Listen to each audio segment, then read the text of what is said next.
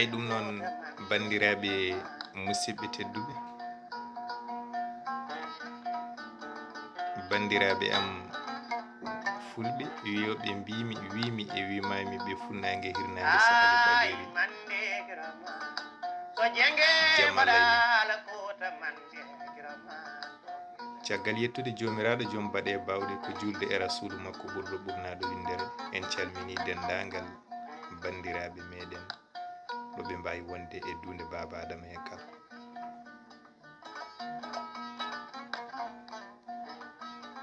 Ko wona ɗum ko bandiraɓe musidɓe tedduɓe, toɓɓere nde jinnoɗen haalde en jiiɗa junnade hen no fewi, kono ma wot ko meftuɗen hen.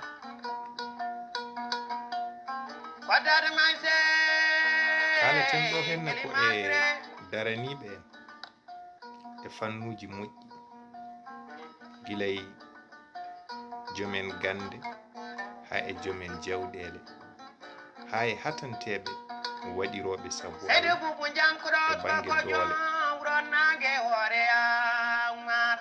Ko ɓen ɗon jiɗɗen nde leñol ngol famata itta gonka ka wuuri ka, wawa andude kaya gonka ene foti waylede.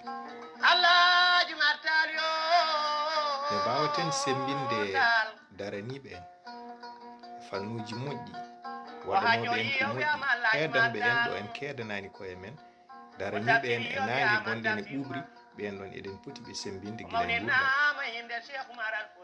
Mbasen woppude ha jomum, rutto e jomum, heddo eɗen goya. Eɗen jiilo no nafirɗen bo taw nde nafoore nafatamo. Caggal hankkandi o wirnima, o natti wodde, o ala ko mbawɗen mo waɗande sowona ko mbaɗanɗen ɓesgu makko so omo acci. Wadde noon kollen mo hoore men guila omo wuuri, teddinen mo guila mo wuuri. Dendagal daraniɓe en ballen ɓe guila e gurdam, teddinen ɓe guila e gurdam, nafen ɓe guila e gurdam, jiiɗen ɓe guila e gurdam, mbasen woppude haɓɓe maɓɓe. E ko ɓuuri hewde e leñol ngol kewɗen wawde tan ko mayde, en kewani yettude gurdu saka nafde ɗum. Wadde noon ko hunde nde poɗɗen rentade, nde poɗɗen wattude hakkille men. Neɗɗo fotani tan woppede ha o maaya nde moƴƴi makko ubbite. Moƴƴi yo kaale guila omo wuuri, beele moƴƴi, beele heddiɓe ñammo, beele jinnoɗo wadde ko moƴƴi waɗa, beele baɗannoɗo ko boni rento.